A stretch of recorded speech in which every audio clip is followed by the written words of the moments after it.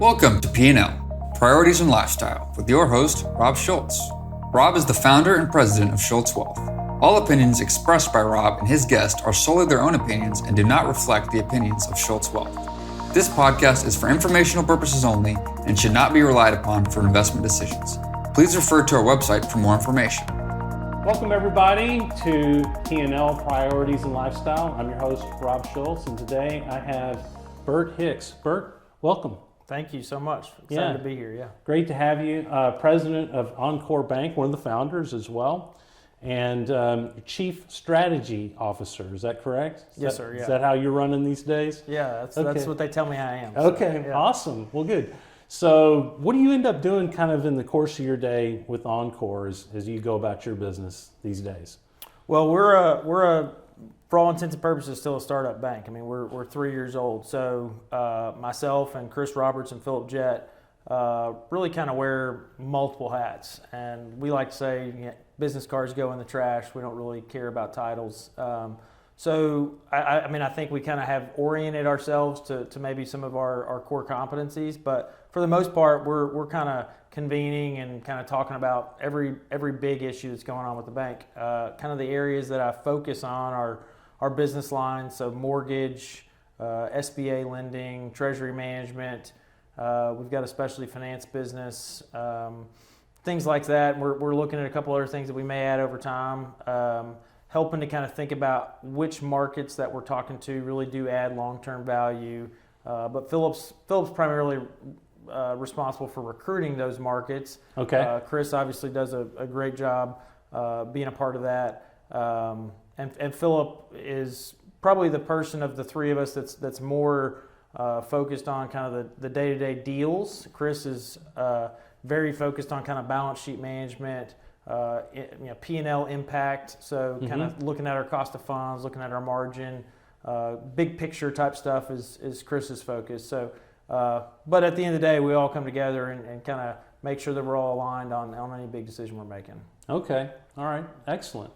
So y'all have got a lot of irons in the fire, and I know you come to the Metroplex from time to time. You do a decent amount of traveling at this point, because how many markets are y'all in at this point? Today we are, depends on how you define a market, but we're in 19 markets. So, okay. And why I say that is, Northwest Arkansas, a lot of people, at least outside of Arkansas, may consider that one market. That's the Walmart, J.B. Hunt, Tyson, U of A kind of Metroplex in its own right. But we're technically in Rogers, Arkansas, which is kind of the northern part of that little interstate community, and then Fayetteville's the southern part of that. So we're in Rogers and Fayetteville. So those are two of the 19, but really that's probably considered one market.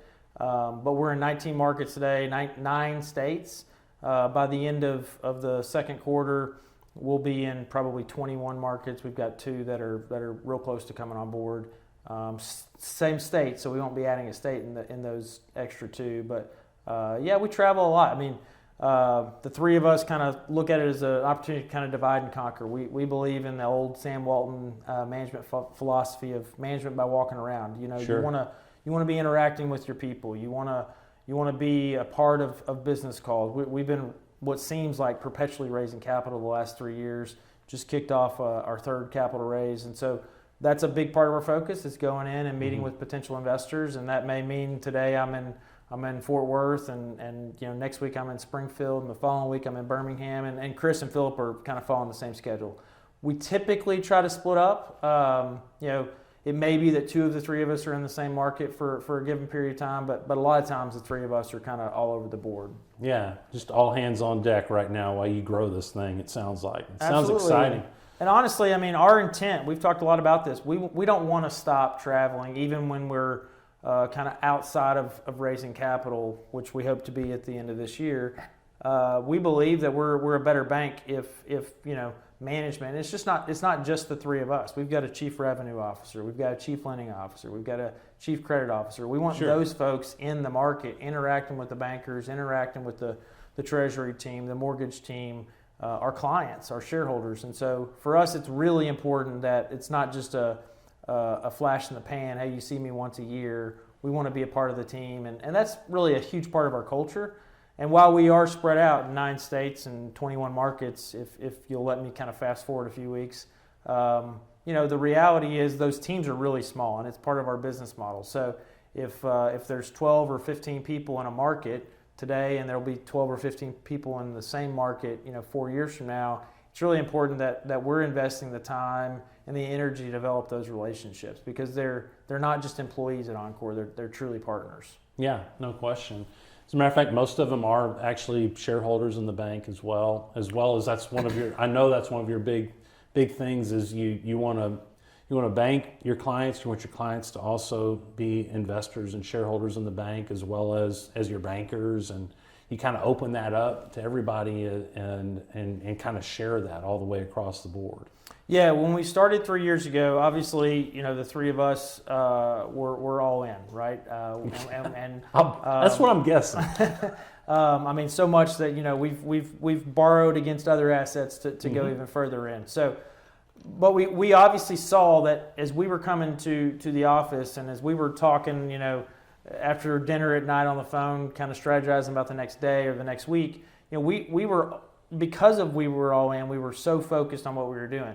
And we had some folks that were joining that wanted to participate, and we saw that same mentality, and a light bulb really went off and said, we need to make this a huge part of what we're doing. So today, we don't have a single person that's running a market. We don't have a single person that's running a business line, and we don't have a single person that is running a back office department that is not a six-figure investor.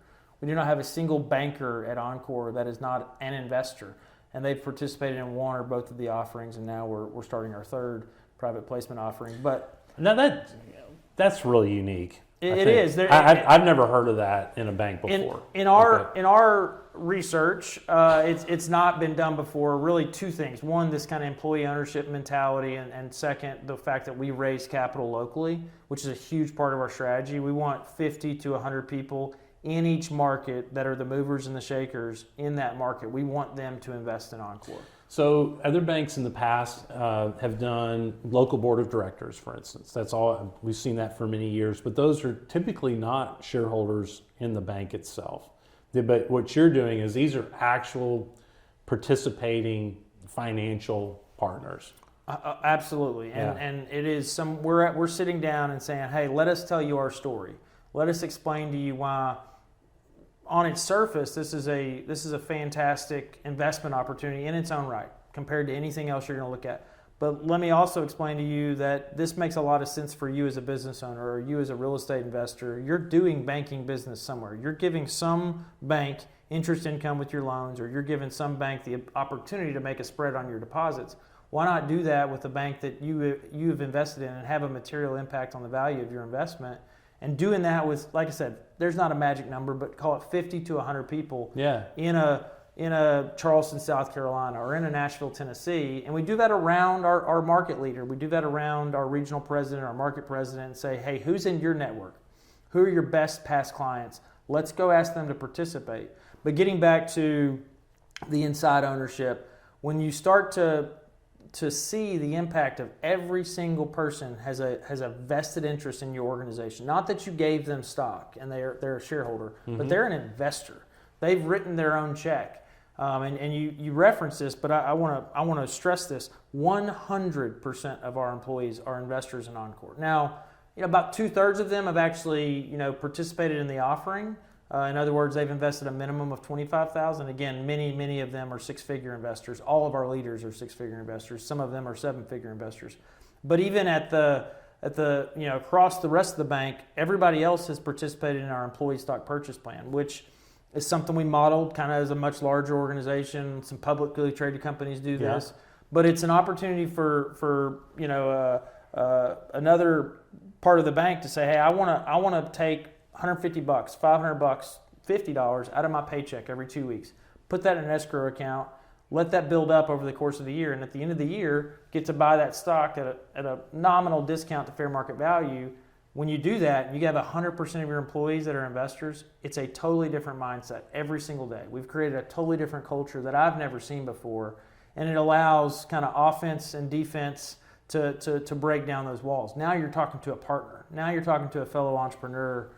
There is not credit versus production. There is not compliance versus operations. I mean, everybody is in this together, and it's why we wear, we say this all the time. These are cheesy bracelets. I get it. But What does it say? It says we win together, Yeah. and it is a mantra that everyone rallies around at Encore. Okay, so that's really cool. But tell us specifically, really sell us on this, because you've been in other banks. You were at Simmons previously, and B of A before that, correct? Merrill Lynch and then Bank of America. Yeah, But I sure. wasn't on the banking side, I was on the investment banking side. Okay. But yeah. So when you say this is different than anything you've ever seen before, give us some specifics on that. Well, I don't want to talk bad about any past employer. I'll just talk about maybe what I see that is different about Encore. Yeah. And while I've worked primarily at two previous financial institutions, Merrill / B of A and Simmons. At Simmons, I was part of the acquisition group, and we would go out and look at acquiring banks. And So you've seen bank. We looked at banks. over 100 deals during my Yeah. time there, and so no, we didn't execute on all of those.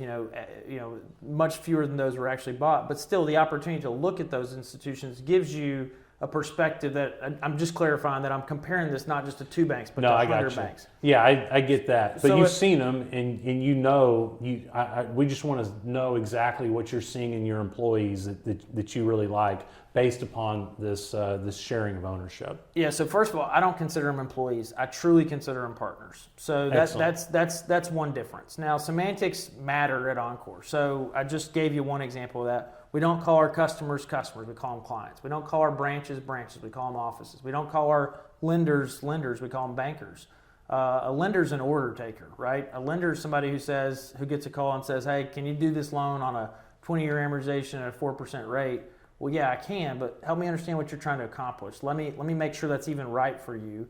And it's also somebody who's sitting there looking at the full relationship, not just the loan. I want to talk about your deposit opportunity. So first of all, they're partners. That creates a different mentality. Second of all, this concept of we win together. I mean, our incentive plans at Encore Bank are designed around, it's not what you do as a producer or as a support role. It's what we as an organization do, because we're all employee owners. We're all shareholders. So we don't win unless we all win. Now, when you win together, you lose together. And so there's been times where, something hasn't gone right, and we've all got to look at each other and say, hey, it's not your fault, it's our fault. Mm-hmm. But that creates a different mentality as well.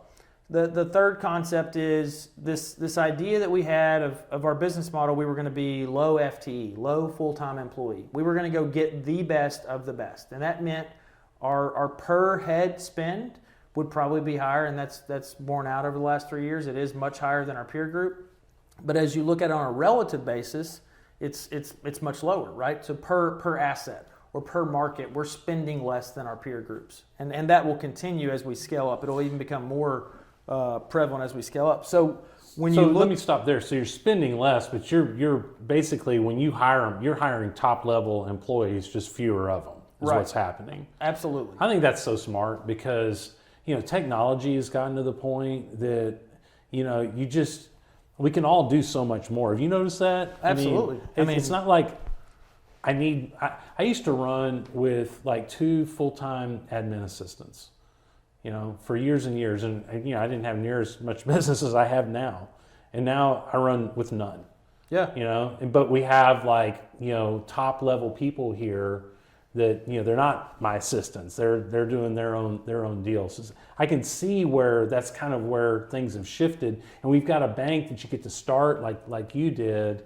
You can start right off there and take advantage of that technology and get those really top level people. That's cool. Yeah, I mean, it's a little bit of a unlevel playing field in that we started the bank in 2019. Exactly. Yeah. We didn't start the bank in 1995 or 2005 or 1980. We knew that technology was the future, and we knew that branches in the traditional sense were much less important than they had been. So we were going to focus on having one office in every market. So it is a branch. We can take deposits there. We can cash checks, whatever you need, but it doesn't look like a branch, feel like a branch, and it doesn't really even operate like a branch. But getting back to kind of who we've built these teams around, they're the best of the best. And so we expect more of them. our bankers are expected over time to carry $100+ million loan portfolio. They're expected to self-fund that loan portfolio. They're not just out chasing every deal, because we are not trying to be all things to all people. Right. We want our bankers, and everybody at Encore is a banker, but we want our commercial bankers to be focused on doing more with less. But we do that with the use of technology, as you just kind of indicated. Yeah, that's excellent. So let's go back a little bit, because I want to talk about your background and some of the things that you've learned along the way that make you the great leader and president that you are today of Encore.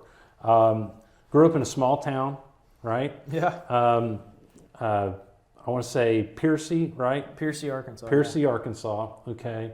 How big is Piercy? Less than 500 people. Yeah. That's pretty small. yeah.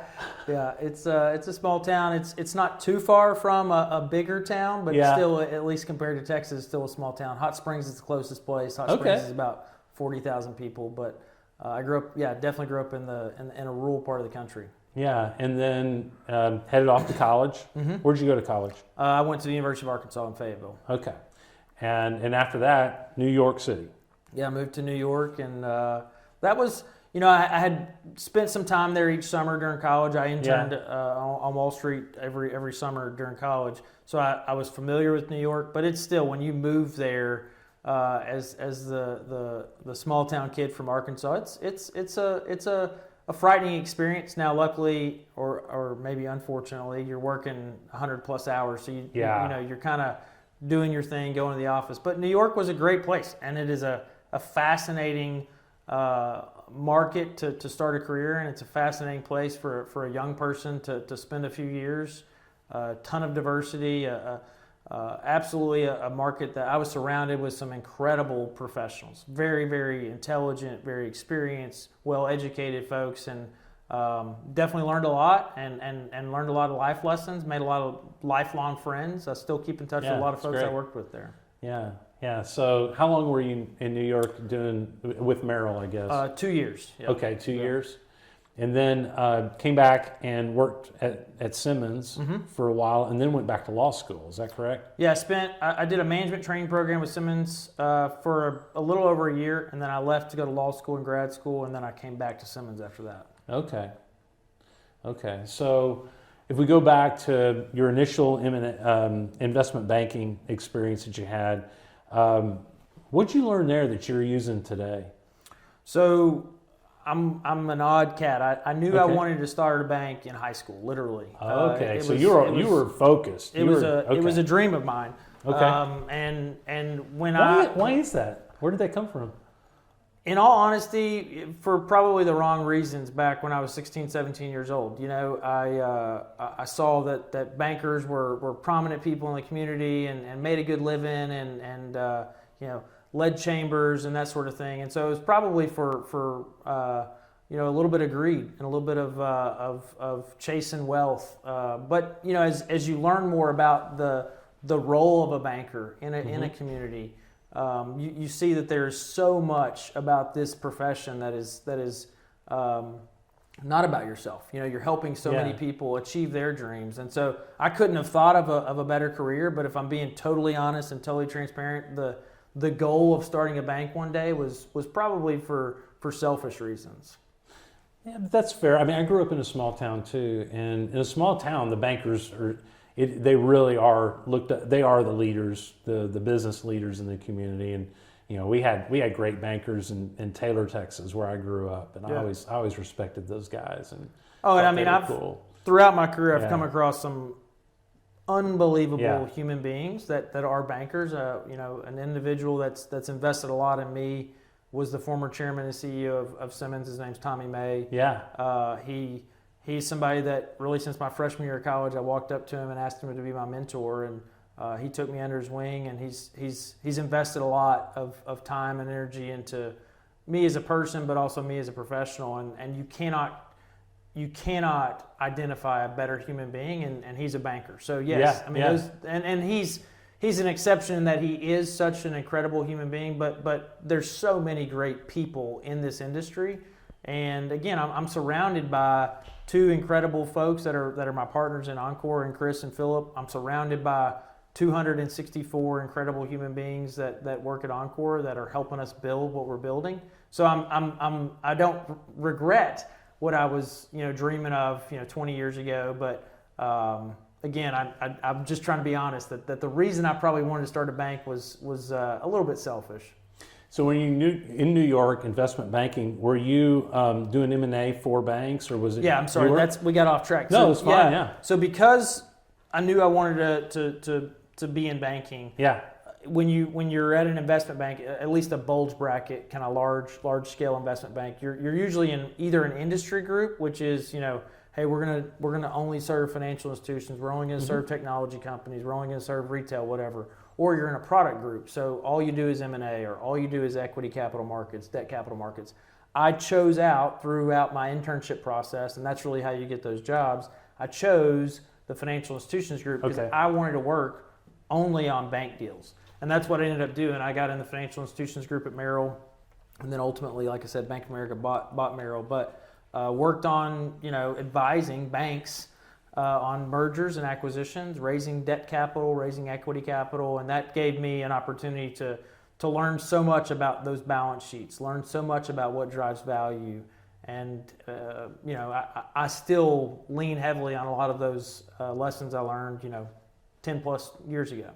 So what made you go back to school and get your law degree and all that? Mr. May. Okay. Yeah, so Mr. May was, we had a scheduled monthly lunch. I don't remember what it was. It was the third Thursday of the month or the second Tuesday, whatever it was. I hope there's some younger people listening to this, because finding a mentor like that can be so crucial. I've had mentors like that in my life too, and I mean, and I think when you're young, you're like, I don't want to ask, but when you get to be my age, I mean, you really do want to help.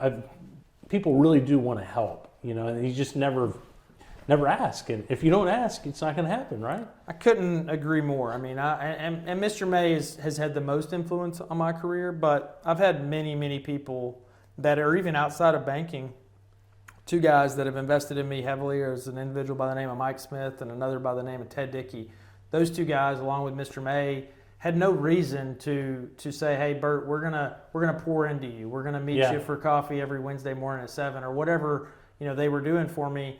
But I got a benefit. Now I'll tell you, as I've gotten a little older and I've reflected on those relationships, and I'm trying to do the same thing for younger people in my circle now.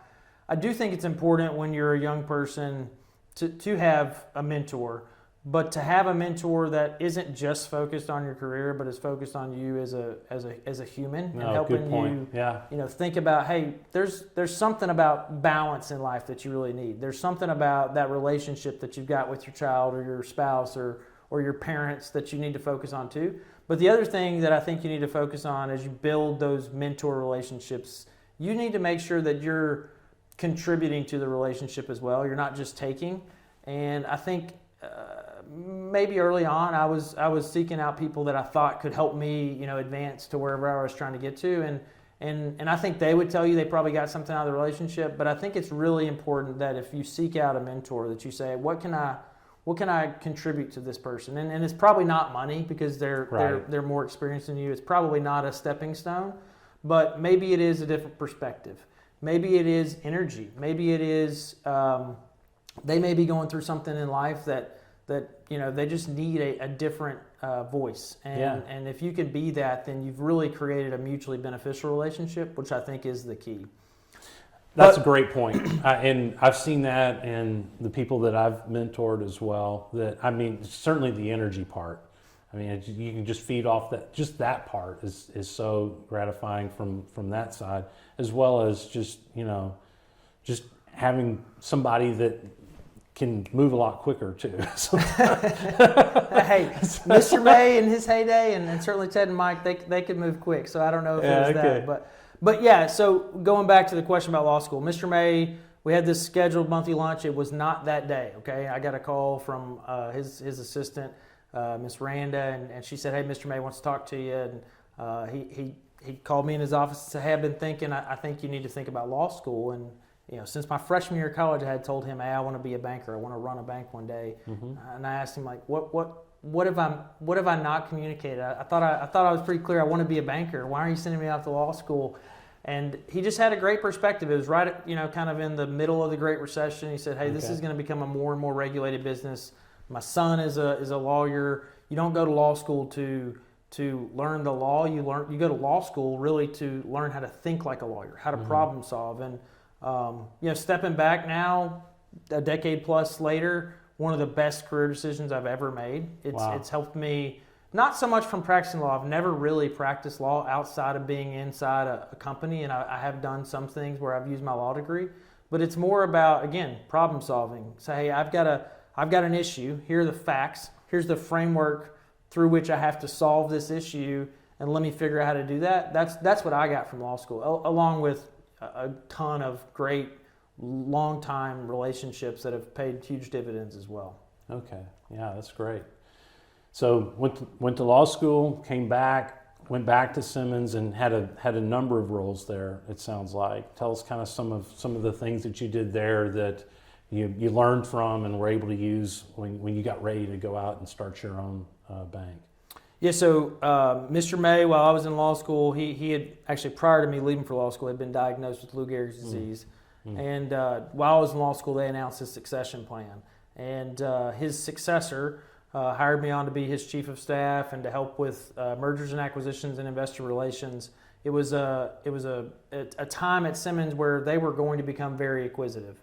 And given my past experience in the investment banking world, thought that I could be beneficial there. And so got to ride alongside a really growing organization. When I came to Simmons, it was a $3 billion bank, and all the acquisitions they had done over the last several years had been failed banks, but they were ready to kind of get back in the traditional acquisition space. And so had the opportunity to play a big part in 8 bank transactions and a trust company transaction. But again, we looked at probably 100 deals over that time.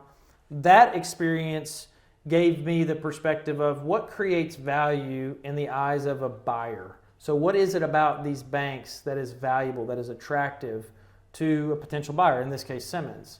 I also had the chance during that time to run investor relations, and as a late 20s kid with a publicly traded company running investor relations, I look back and say, wow, that was such an incredible experience for me.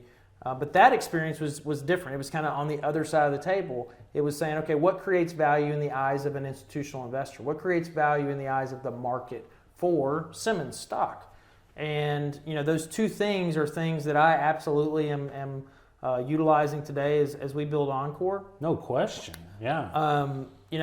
The other roles, I was corporate secretary. So again, the chance to sit in on these board meetings of a publicly traded company and hear the dialogue of these directors and the chairman and the regulators coming in and what have you, seeing the corporate governance infrastructure that was necessary for a publicly traded company, a large company, but ultimately had the chance to go down inside the bank and run some business units and play a part in the growth of some different business units. So had the chance to lead our broker-dealer subsidiary, had the chance to lead our insurance agency subsidiary, or play a part in our employee benefits business, our credit card business, our specialty finance business, and then ultimately got the opportunity to run the mortgage division at Simmons. And so touched a lot of different things and learned a lot about all of those. I joked whenever we had the chance to take over mortgage, I couldn't spell mortgage, and here I was being asked to lead mortgage, or when I was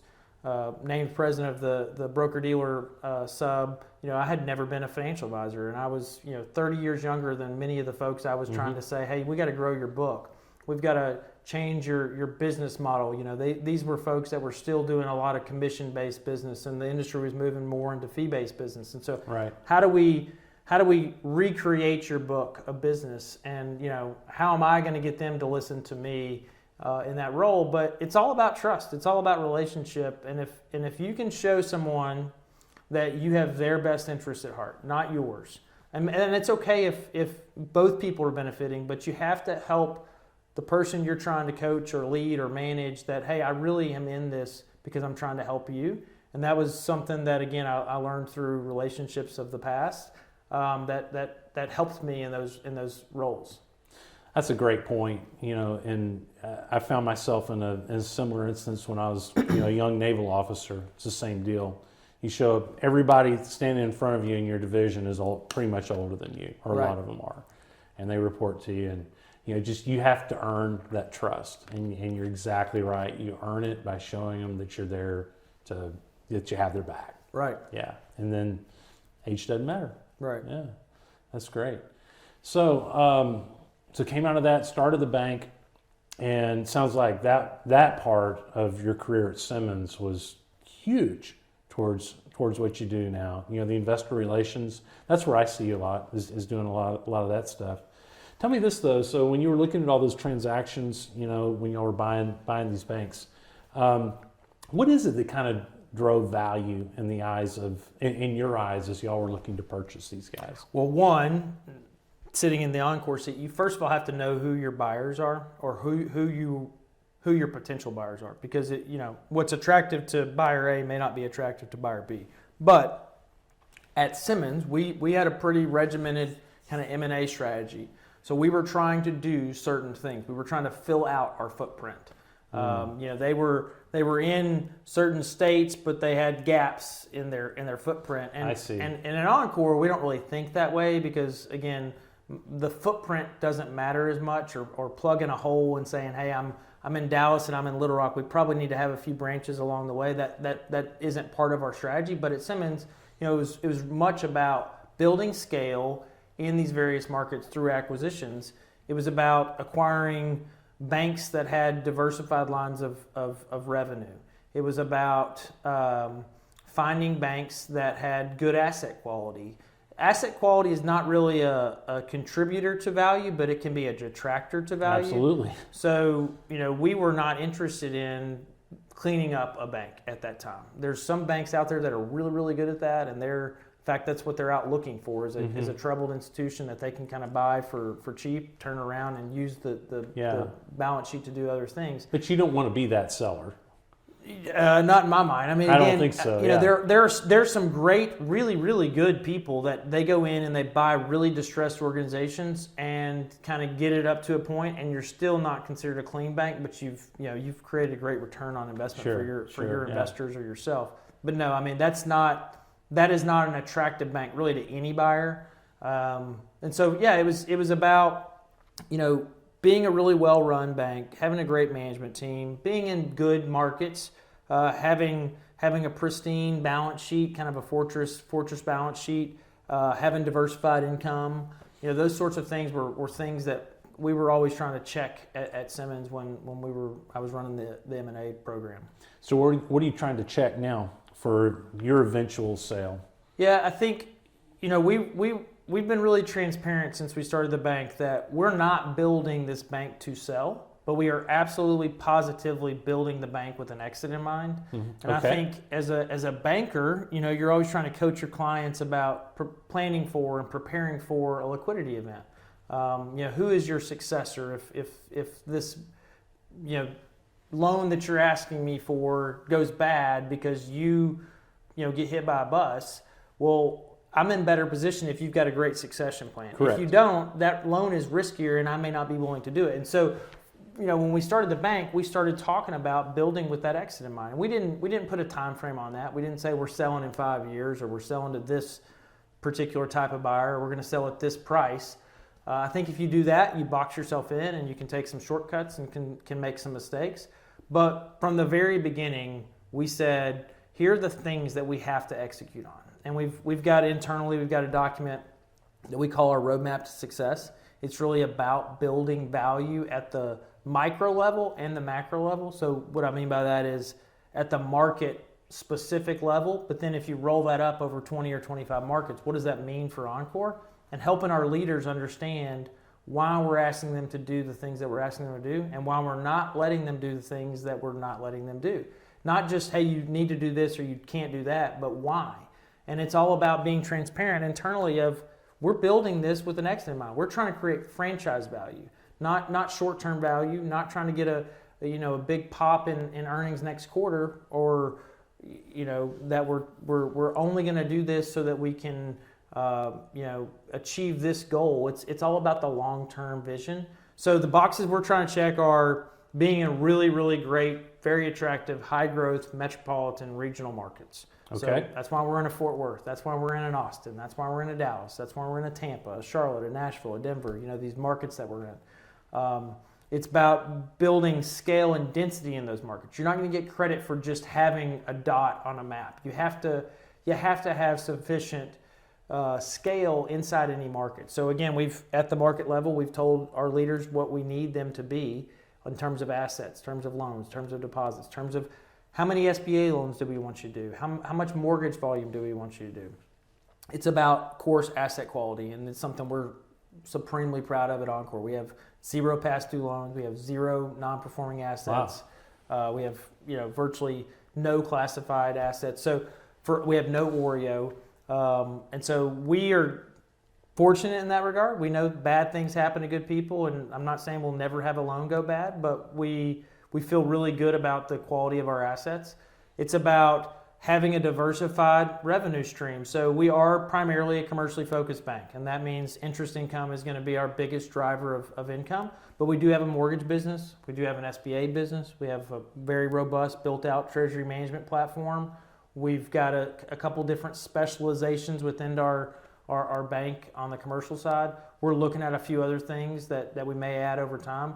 But all of those different components add some diversity to our revenue stream, and in really low interest rate environments, mortgage is going to do really well. In really high interest rate environments, our commercial bank is going to do really well. So it's about those 4 things. It's about talent and retaining top talent. If you get somebody in the bank that's a rainmaker, a needle mover, that adds a lot of value to the franchise. But if you're nearing an exit and that person's gone, well, then you may have just lost a little bit of value. So we've built a very retentive employee benefit lineup purposefully. Again, we're transparent about why we've done things and how we're doing things internally. Trying to think of some of the other kind of boxes we're trying to check. We also believe by having multiple paths to an exit, not just we're got to sell to a bank, but we could go public. We could sell to a financial technology company. So thinking about what are the boxes you need to check for all 3 of those? Where's the overlap? Where is it not? And by the way, if you're going to sell to a bank, who are those potential bank buyers, 5 to 10 years down the road? Knowing who they are, what do they look for in their targets? Yeah, okay, that's excellent. And, I was just thinking while you were talking about building with an exit in mind, I think that, there's always going to be some type of exit, okay? And I've heard, different company leaders say, well, we're never going to sell. Well, I don't know what that means because none of us live forever, right?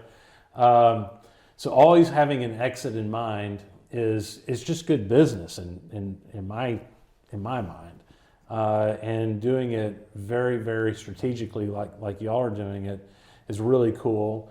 As well as, when I think of banks, when I think of, startup banks, community banks, things like that, anybody that thinks of it thinks, oh yeah, they build it up, they sell. They build it up, they sell. And then I've even had clients before, say, well, I found this really cool bank. I like everybody and all this stuff. And then they sold these big guys and it all changed. And now I got to go find somebody else, right? And all that kind of stuff. One thing y'all have done to change that is definitely giving everybody some skin in the game. I think that's a massive difference. That not only your bankers, everybody's a partner, as you said. A lot of your clients as well. You said you're 50 to 100 in a market. I didn't feel nearly as bad when that exit comes, which it will for everybody. When it comes and everybody gets to participate in it, and if it was executed on really well, everybody wins. I think that's cool. Well, and it's interesting because you alluded to this. I mean, the banking industry has been consolidating for decades. Oh yeah. So it's not a secret that Bank ABC may sell to Bank DEF. Right. That is pretty much ignored as they're recruiting, as Bank ABC is recruiting, or as they're trying to recruit new customers. That is ignored is something that we've really flipped on its head. In recruiting, we're saying, yes, at some point in time, there will be a liquidity event. But because everybody knows that. You can tell them everything you want, but it's going to happen. Absolutely. And by the way, you're working at Bank ABC. They're gonna sell too. They're just not giving you an opportunity to have the upside. They're not giving you an opportunity to touch everything about a bank. When that event happens at some point in the future, you're going to be a better banker. You're going to be more marketable because you've literally touched much more than any place that you've worked previously. We're asking you to do more because we have fewer people. We're asking you to sit in on meetings and get exposure to things that you've never been exposed to. And even on the client side, for us, yes, Mr. and Mrs. Smith, we are building with the next in mind. That may mean one day that we're acquired by another financial institution. The bank that you're with right now is also doing that. They're just not telling you. So would you rather not have why give away, why ignore, why throw away the opportunity to have a great banking relationship for the next 5, 10, 15 years, whatever it may be, with a banker that you really enjoy and trust and know and can depend on and can get that kind of concierge flavor of service that Encore provides? Whether that's 5 years, 10 years, 15 years, at least you get that now instead of staying at the bank and being miserable because you think that they're never going to sell. So we've really flipped that on its head and we address it head on. It is part of our industry. It's part of what we're doing, and there's nothing wrong with that. But I promise you, along the way as an employee or along the way as a client, you will not have a better banking experience or employee experience because we're focused on that every single day. You can take that and you can translate that to any industry. I mean, sure, we're kind of beating up on the banking industry as far as, building up and selling and all that. But any industry, we're gonna have these transactions because we just don't all live forever. And, like here, we talk about our transition all the time. And when we talk about it, you can almost see, clients just kind of breathe a sigh of relief because they wanted to ask about it because, they know I'm not going to be around forever, right? And so what's the plan? Right. And they just want to know there's a plan. That's your employees, or rather your partners. I need to use your phraseology. Your customers, or clients rather, and it's everybody. Sometimes it's just it's the elephant in the room that nobody wants to talk about. And flipping it on its head is just absolutely genius. I think we can all do that. Well, and I'll tell you, Rob. I mean, here's the reality of Encore. We are building an organization that can self-sustain for decades. If we can keep what we're doing right now, this organization can go and go and go. We don't have to be acquired. We don't have to go public. And inside Encore, I mean, first of all, there's three heads at the top. There's not one kind of dictator that's saying, here's what we're doing, here's why we're doing it. There's three of us, and we're all very young. We've surrounded ourselves with incredible market leaders that many of them, if not all of them, could be bank CEOs in their own right.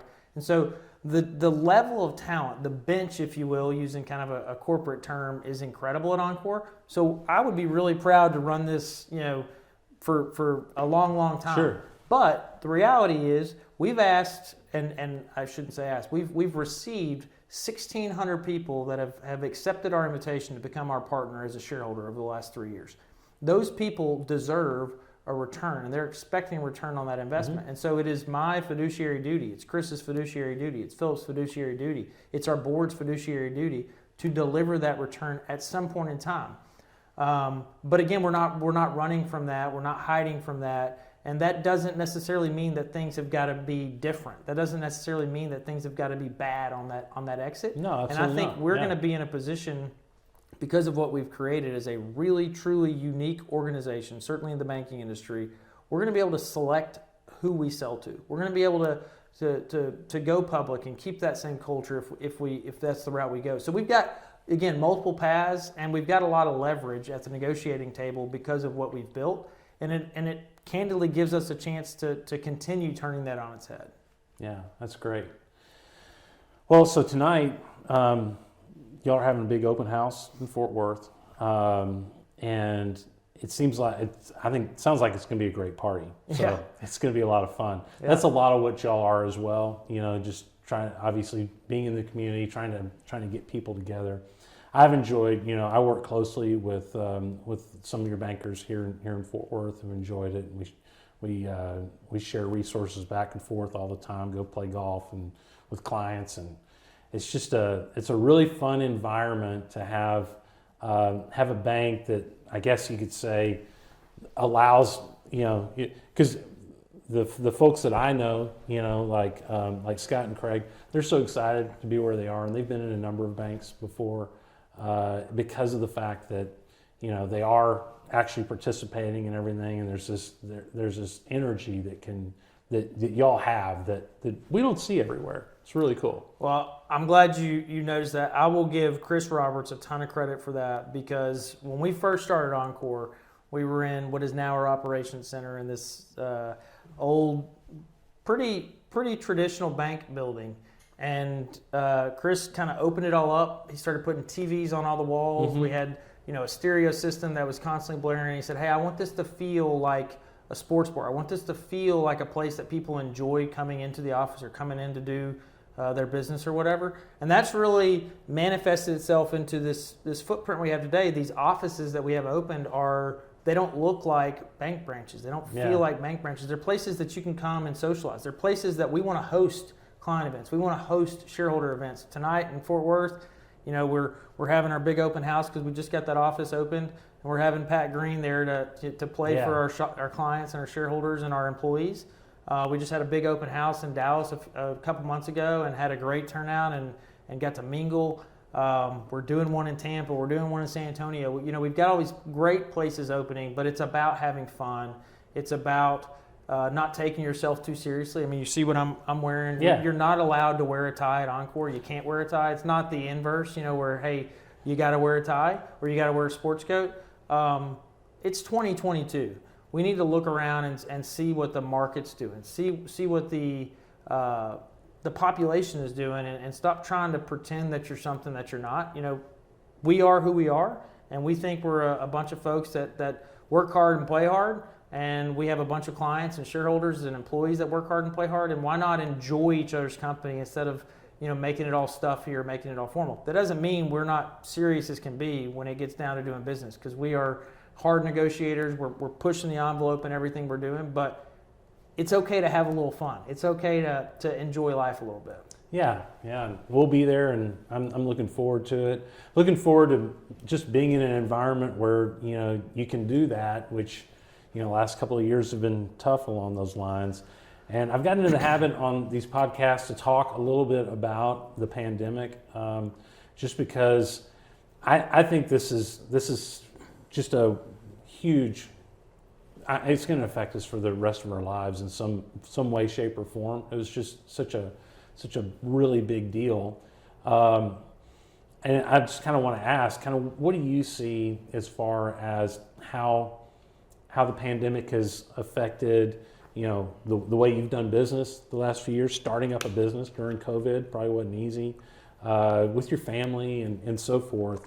What do you see? How has it changed things for y'all? That's a loaded question. It is. So I agree with you 100%. It has forever changed the American and probably global economy. Yeah. It has forever changed consumer preferences. It has forever changed, in at least in my opinion, folks' thoughts on life and what's important. And so let me talk about a few things at Encore, and then I'll touch on a few things personally. For Encore, it was really a validation of our business strategy. We didn't need branches, is what we were saying in 2019. We were going to do more with less. We were going to have a heavy reliance on technology, and we were going to invest heavily in financial technology. Well, guess what? In 2020, you better have been really good at doing business remotely. You better have been able to execute on that transaction in a digital world, and we had been building that for a year. And even folks that maybe bought into the idea but were like, let's see how this plays out, we're all of a sudden seeing that, hey, what Encore is doing makes a ton of sense. And these other banks, our competitors, were kind of heading for the hills, and we were running right in and saying, hey, this is a great validation of our business strategy. And we grew tremendously through COVID. We expanded tremendously through COVID. Mm-hmm. It showed us that this idea that we started with in the old boardroom in our now operations center in 2019, we talked about the need to be flexible, the need to have openness to remote work, We were talking about that in 2019. Now that's kind of, everybody needs to be talking about that. But in 2019, that was still a little bit different, at least in the banking industry. Sure. And, immediately we had to send everybody home, even if you wanted to be in the office. And we got a lot of people that, because of our culture, people want to be in our offices. People want to hang out with their friends and go to lunches and whatever. But we had to send everybody home, whether or not you wanted to be there or not. And we quickly realized the value of this flexibility. And if you're going to recruit, particularly, the millennial generation, even non-millennials that are, late 30s, early 40s, those folks have a desire for more flexibility than generations before them. And so for us, it again kind of validated this idea, this concept, this acceptance of being willing to do things different, which is a hashtag of ours. We're building something different, and that means you better be willing to open your eyes to being different on everything. You don't have to do everything different, but you at least need to be willing to think about doing things differently. So at Encore, again, now we're in 20-ish markets in 9 states. We've got a lot of people that work several days a week in the office and several days a week at home. We've got folks that kind of have hey, I'm gonna crank out some stuff after my kids go down at night, and that's okay. And that may mean that I need to slip away and pick my kid up at 3 and run them home, and I'll be back later. That's okay. Like, we believe that you're a professional. We've asked you to be on this team. We knew you. We trusted you. We knew your experience and your success. And so we knew that you could do that, and it's okay that may be done from 6 to 7 at night instead of 3:30 to 4:30 when you were picking up your kid. Yeah, that clocking in and out kind of deal is done. Right. Yeah. So I think it's a huge reason why we are the fastest growing bank in the country, and that's not just something we're saying. I mean, that is validated by data. I think it is a huge reason why we are the fastest growing bank in the country. I think it's a huge reason why we've been able to attract the talent we've been able to attract. And I know it's a huge reason why 1,600 people have contributed almost $200 million of capital to our organization the last 3 years. On a kind of economic standpoint, I mean, folks are ordering out more, delivery. Folks are coming to the office less. So commercial real estate is going to go through some form of change over the next years. Yeah. People are more focused on kind of experiences, not as much on consumerism. So I want to go actually experience something with my friends and my family. So what's that? As that part of the economy builds up, what's going to happen to the part of the economy that's done really well with consumerism? Or I think we're seeing that today in the market a little bit. Undoubtedly, and I think that's going to continue. And again, if you're looking at kind of 10 years forward, I don't think it takes a rocket scientist to really sit back and see these trends and say, hey, this is going to continue to permeate. Right. This is sticky. This is going to be where the new economy is going to be 10 years from now. Now, kind of going personally, for me, my COVID experience, at least early on, was pretty unique. I've got a 7.5-year-old little girl that has a very rare genetic disorder. She's immunocompromised. She has seizures. She's had respiratory issues. She's had issues with vaccinations in the past. So for my wife and I, at the advice of her doctors, told us, hey, Allie is someone that really can't get COVID. You've got to do everything you can to protect her. And so blessed to have partners like Chris and Philip who totally got that, rallied around that. I mean, there was no question that I was working my tail off. I just happened to be doing it at home. And they were kind of carrying the load a little bit more on the road and in the office at that time. But it showed me that there really is more to life than just work. We work because hopefully we love it. We work so hopefully we can one day retire. We work to provide for our families. But the ability to on my lunch break, not run down the street and grab a Subway and come right back and sit back in front of the computer screen. The ability to step out for that same 20 minutes, the same 30 minutes. I'm not taking anything away from my work life, but the ability to sit down and have a grilled cheese with your daughter and have that experience, it really opened up my eyes to a lot of things, and I think helped me reorient some things and not necessarily reprioritize, because I think for the most part my priorities were in the right place, but it was maybe, hey, there doesn't need to be this gap in between, or maybe it doesn't need to be this tight, you know, between work and family, or whatever it may be. Yeah. So that helped me. I think too, the recognition that, hey, it really is important who you're partnered with, and you know, to have two guys in Chris and Philip that said, hey, we got your back. Like, there's no question that, you know, you're doing your part, I'm doing my part, and he's doing his part. Let's not sit here and keep tally of, you know, who's doing the most, or who thinks who's doing the most. Because the reality is there's a lot of things that happen behind the scenes that, you know, I may not know what's being done by this person that day. But, you know, the ability to just say, hey, I trust you. Hey, I do have your back. Hey, we're partners. That showed me kind of something that I hadn't probably seen before in a boss employee type relationship, whether that was my boss or whether that was I'm someone's boss. You know, it really is important who you've kind of hitched your wagon to. Oh, no question. You know, and there's so many stories like that of, you know, just supporting one another that happened during the pandemic. You know, not in the workplace, as well as, you know, I know that some folks had to go back to work, and, you know, neighbor would watch their kids that weren't able to go to school. Yeah. So, you know, community kind of became so important, and, you know, kind of relying on one another and supporting one another. I hope that's something that continues, and I hope that we continue to slow down enough, you know, and don't get so busy again that we still, you know, really appreciate that grilled cheese sandwich. Yeah, yeah, it's and I think that we will. I genuinely think that's that third piece of what I was saying of COVID has forever changed the economy, has forever changed consumer preferences, and I genuinely believe it's forever changed the prioritizations, at least of the American folks. I mean, you could watch what was happening in Europe and Asia, and you saw a real sense of community in those